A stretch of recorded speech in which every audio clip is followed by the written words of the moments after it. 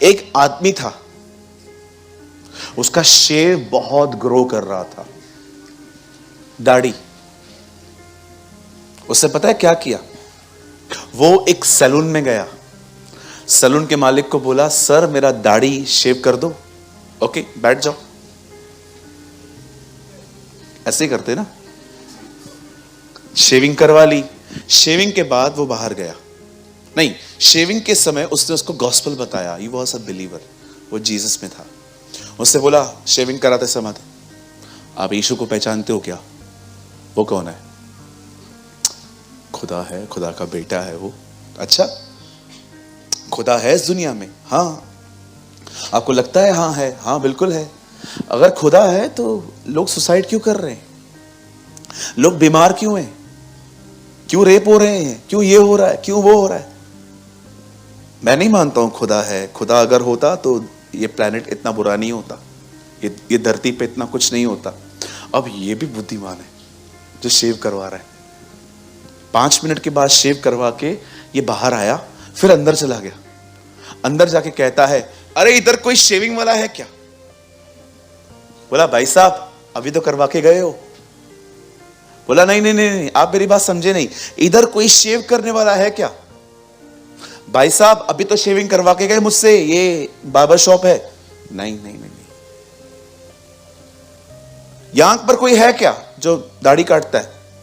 बोला, सामने तो खड़ा हूं। पीछे से एक आदमी को आगे किया, उसकी बहुत दाढ़ी थी। बोला, अगर तू शेव करता है तो उसका दाढ़ी बड़ा क्यों है?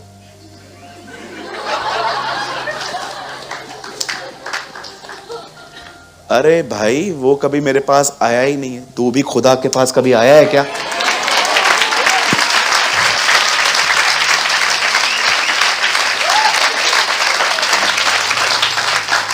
मैं आपको बताना चाहता हूं, इस दुनिया को चलाने वाला एक परमेश्वर है। उसने हमसे ऐसा प्यार किया है कि उसने हमारे लिए अपना इकलौता पुत्र यीशु मसीह बलिदान किया है। वो था, वो है, वही आने वाला है। उसे छोड़ कोई खुदा नहीं है। वो अकेला राज्य करता है। प्रकाशित वाक्य में लिखा है, वो इंसाफ करता है। अब हमेशा याद रखना, ये दुनिया खुद ब खुद नहीं चलती, इसे चलाने वाला एक है, उसका नाम यहोवा है। उसने ही हमारे लिए अपना बेटा बलिदान किया, यीशु मसीह। मेरे सामने तो कभी मत बोलना कि खुदा किधर है। 10 जगहों पे दिखा दूंगा। किसी ने कहा, कौन कहता है वो नहीं दिखता? वही तो दिखता है जब कुछ नहीं दिखता। हालेलुया। अरे अगर वो, आप याद रखना, आपकी आंख पलक झपकती है, ये है ना आंख, जब आप ऐसे अपने इसको आई को ऐसे करते हो ना, ये सबूत है वो जिंदा है। आप जब अपने हाथ को ऊंचा उठाते हो ना, ये सबूत है कि वो जिंदा है। आप जब ब्रीथ लेते हो ना, ये सबूत है वो जिंदा है। ब्रदर, कहां लिखा है ये? ओ, प्रेरितों के काम में पढ़ के देखो। हम उसी में चलते फिरते और जीवन बिताते हैं।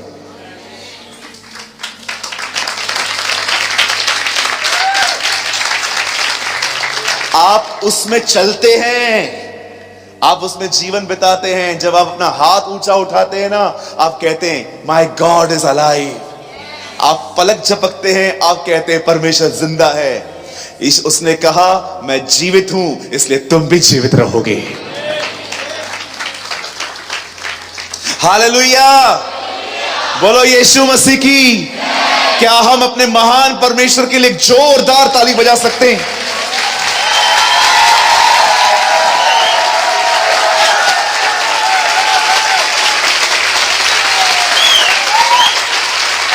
Wow, Lord, you are alive.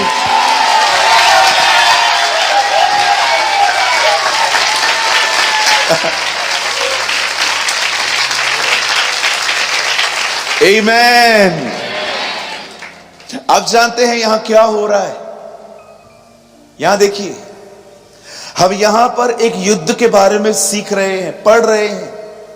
मैं चाहता हूं आप प्लीज मुझे क्लोज अटेंशन दें। आज का दिन आप बहुत आशीषित होने वाले हैं। आज You know, the Bible says there was a king called Jehoshaphat. यहोशापात नाम का एक राजा था।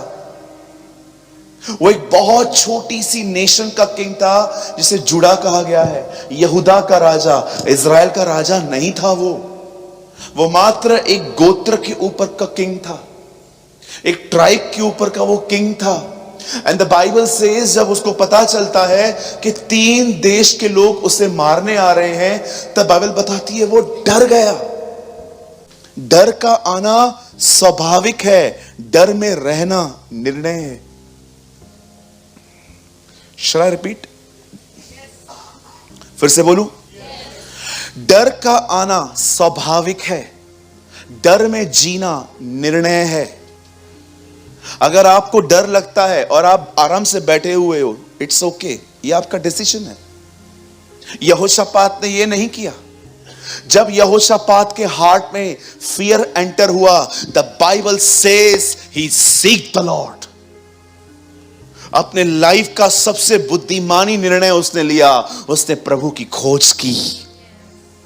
अगर आप चाहते हो डर निकले, मैं आपको कहना चाहता हूं, सीक द लॉर्ड। परमेश्वर को ढूंढो, वो है, ढूंढो। और जानते हो उसने प्रभु को कैसे ढूंढा? बाइबल बताती है वो परमेश्वर के भवन में गया, वो टेंपल में आया और सब लोगों को इकट्ठा करके उसने फास्टिंग करवाई और उसने अपनी उपवास के अंदर कुछ ऐसे शब्द कहे हैं, मैं आपको सच कहता हूं, आपको एक ब्यूटीफुल पैटर्न मिल सकता है कि परमेश्वर को ढूंढना होता क्या है। वो सबसे पहले क्या कहता है परमेश्वर को? क्या तू स्वर्ग में परमेश्वर नहीं? वही प्रार्थना जो जीसस करता था, ऐ हमारे बाप तू जो स्वर्ग में है। कितना होली स्पिरिट सेम है ना। क्या तू स्वर्ग में परमेश्वर नहीं? क्या तेरे हाथ में ऐसा बल नहीं कि तू सारे किंग, सारे ऊपर रूल करता है? आपको पता है प्रेस होती क्या है? प्रेस करने का मतलब होता क्या है? आप परमेश्वर को बताते हैं वो कौन है। वो परमेश्वर को प्रेस करने लग गया। क्या तू स्वर्ग में परमेश्वर नहीं? क्या तेरे हाथ में बल और पराक्रम नहीं? क्या तू सारे राज्यों पर प्रभुता नहीं करता? वो सबसे पहले परमेश्वर को बताता है कि वो कितना सामर्थी है। Seek the Lord. मांगो तो तुम्हें दिया जाएगा, ढूंढो तो तुम पाओगे। ढूंढो, मांगने को क्या बोलते हैं? Ask. A for ask, S for seek, के फॉर नॉक।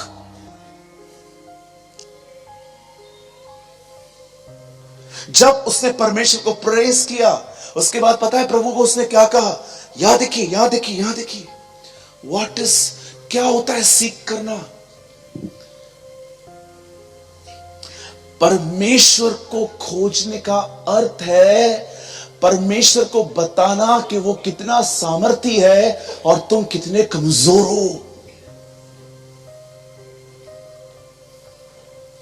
उसके बाद जब वो परमेश्वर को प्रेस करता है, उसके बाद वो खुदा को कहता है, देख ये लोग हमें मारने आ रहे हैं, हमारा बस नहीं चलता, क्योंकि हमारे पास लड़ने के लिए न बुद्धि है न ताकत है। अब वो अपनी वीकनेस रिवील कर रहा है। वो कहता है मुझसे नहीं हो रहा है प्रभु। आप पढ़ के देखना, मुझे टाइम नहीं है, मैं पूरा चैप्टर आपको बताऊंगा, स्टडी चालू हो जाएगी, बहुत समय लग जाएगा। वो परमेश्वर को कहता है, क्या तू स्वर्ग में परमेश्वर नहीं? तेरे हाथ में बल और पराक्रम नहीं है? क्या तू प्रभुता नहीं करता? देख वो जो लोग हमें मारने आ रहे हैं ना, उनके सामने हमारे पास बुद्धि भी नहीं है लड़ने के लिए, स्ट्रेंथ भी नहीं है।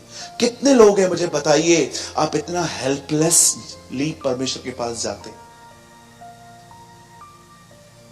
आपको पता है क्यों परमेश्वर ने एक व्यक्ति को धनवान होने के साथ साथ वार्निंग्स क्यों दिए?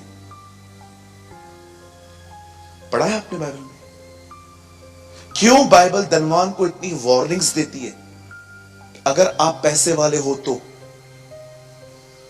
क्योंकि ये बहुत इजीली है कि आप फेथ से स्लिप हो जाओगे और आपके बैक ऑफ माइंड में पता है क्या चलेगा, कोई बात नहीं, अगर प्रार्थना से ठीक नहीं हुआ तो मैं अच्छे अस्पताल में ले जाऊंगा, because you have a money.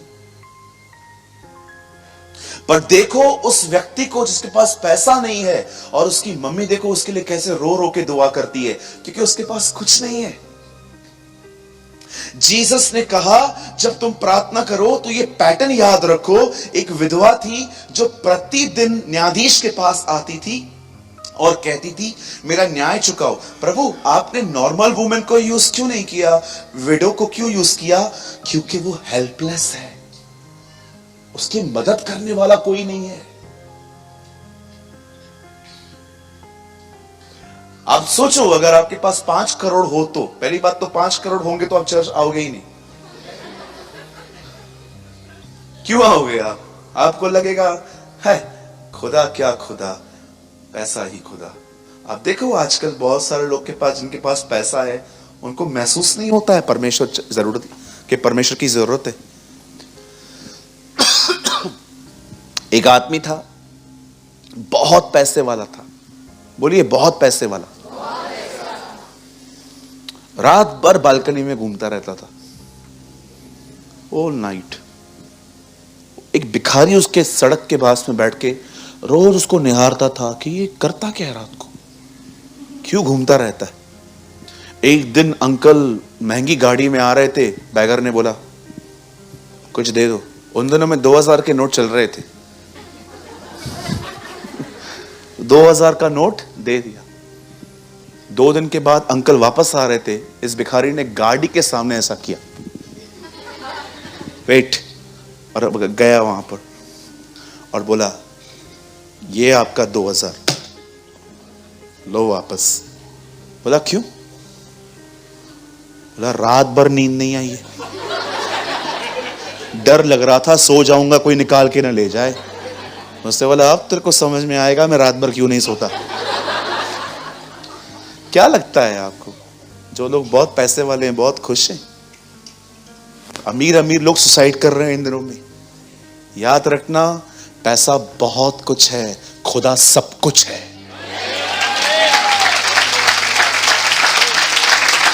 Yes,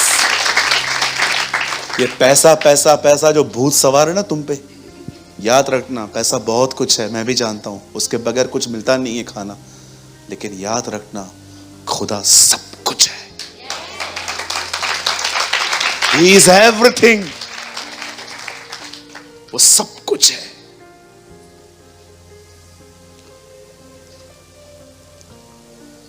इसीलिए बाइबल बताती है धनवानों को, हे पौलुस कहता है तीमुथियुस को, इन धनवानों को आज्ञा दे कि वे अपने धन पर घमंड न करें।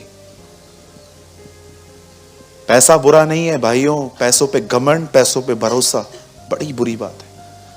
और कुछ लोग तो जब उनके पास पैसा रहेगा ना, ओ पता नहीं अपने आप को क्या समझते हैं। ब्रदर हमारी दुआ है आपको और मिले, लेकिन एक दुआ ये भी है तुमको संभालने के साथ बुद्धि भी मिले।